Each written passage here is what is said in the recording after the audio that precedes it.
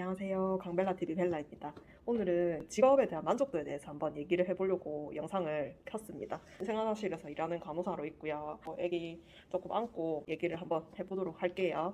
큐! 저는 인트로에서도 말씀드렸듯이 간호사로 일을 하고 있고요. 만으로는 10몇 년 일했지? 한 12년? 13년? 일했는 것 같아요.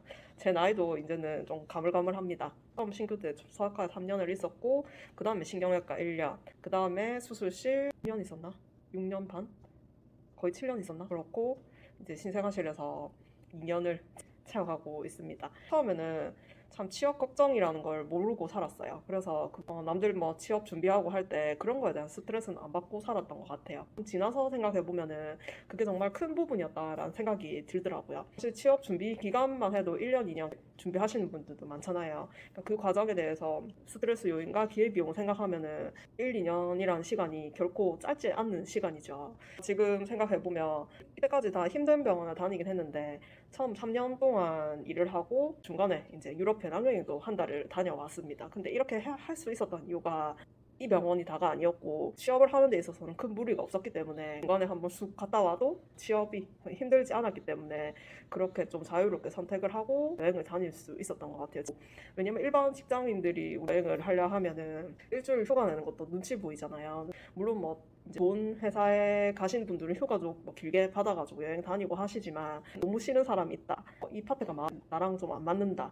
이러면은 쉽게 그만둘 수 있는 여건이 돼요. 그래서 평생 한 직장 막 이런 개념이 없기 때문에 그런 거에 대해서 좀 스트레스를 덜 받고 일을 할 수 있는 게 큰 장점인 것 같습니다. 초년생일 때는 취업 걱정이나 그런 게 없었다. 결혼을 해보니까 또 느끼지 못했던 장점들이 느껴지더라고요. 출산을 할 거고 또 육아휴직도 쓸 수 있고 남녀라는 말이 있잖아요. 그 말이 그냥 나오는 게 아니다. 만약에 일반 직장에서 내가 승진이나 이런 걸 봤을 때는 힘들 수가 있겠구나. 취업이 게 아니기 때문에 쉬다가 내가 일하고 싶다 하면 또 내일이라도 당장 다른 곳을 구해서 또 갈 수도 있는 거고 아기를 키우면서 일을 할 수 있는 그런 것들이 생각보다 많지 않은 것 같아요. 결혼을 하고 나서 직업에 대한 만족도가 더 올라갔다라는 생각이 들었어요. 현실적으로 이제 살아보면서 장점들이 더 크게 와닿더라고요. 이렇게 주변의 경험에 의해 가지고 제 자신을 또 되돌아볼 수 있는 계기가 있잖아요. 개인 의식주가 해결이 돼야 그 다음 삶을 영위를 할 수가 있다고 생각을 해요. 그래서 솔직히 막 공부를 잘하는 것도 아니고 학벌이 좋은 것도 아니고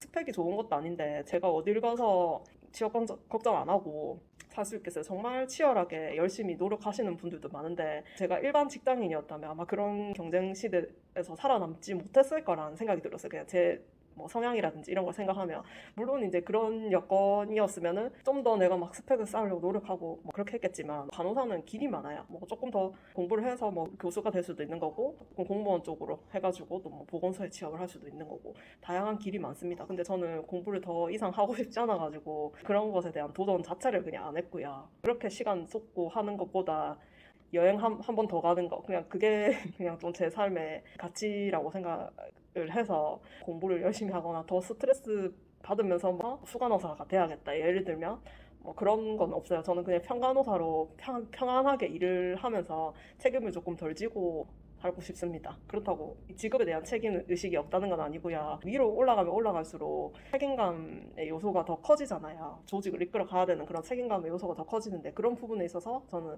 책임감을 좀 느끼고 싶지 않고 왜냐면 더 중요한 것들이 많은데 뭐 개인의 삶의 그 가치관에 따라 다를 것 같습니다. 주변에 애기 키우면서 면접 보고 하는 것 자체가 쉬운 게 아니더라고요. 면접을 봐도 바로 이제 취업이 된다는 보장도 없고 남편 입장에서 마누라로서의 그런 직업도 간호사로 추천하고요. 며느리로서의 그런 직업도 딸 자식이 있다 하면 간호사 하는 것도 좋다. 저는 그렇게 생각을 합니다. 물론 일은 쉽지 않아요. 당연히 이제 사람 목숨이라든지 생명이 왔다 갔다 하는 거기 때문에 그런 부분에 대해서 긴장도가 높을 수밖에 없는데 그건 또 파트마다 조금 차이가 있기 때문에 충분히 내가 스트레스를 좀 덜 받는 파트를 선택해서 가실 수 있다고 생각이 듭니다. 의사 같은 경우에는 전문의를 취득하기 위해서 막 그 과에 대한 공부를 엄청 막 열심히 해야 되고 하잖아요. 근데 간호사는 그렇진 않아요. 그래서 저도 뭐 처음에 소아과 갔다가 중간 수술실도 갔다가 신경외과도 갔다가 인생아실에 있는데 시험을 쳐야 되고 막 그렇게 했다면은 쉽게 과를 옮길 수 없지 않았나라는 생각이 들고 신생아 보는 것도 애기들이 막 조금만 만져도 막 으스러질 것 같은 그런 두려움이 있었는데 애기를 보니까 너무 예쁘고 임신 준비를 하고 있는 입장에서는 신생아실에 일하는 것도 너무 좋다는 생각이 들었어요. 우울증이라든지 애기 솔직히 보는 거에 있어서도 초보 엄마 아빠들 사실 힘들잖아요. 애기를 안고 있으면서 얘기를 한 거라서 조금 횡설수설하게 그렇게 얘기를 했을 수도 있는데요. 잘 편집을 해가지고 올려보도록 하겠습니다. 시청해주셔서 감사합니다. 빠빠.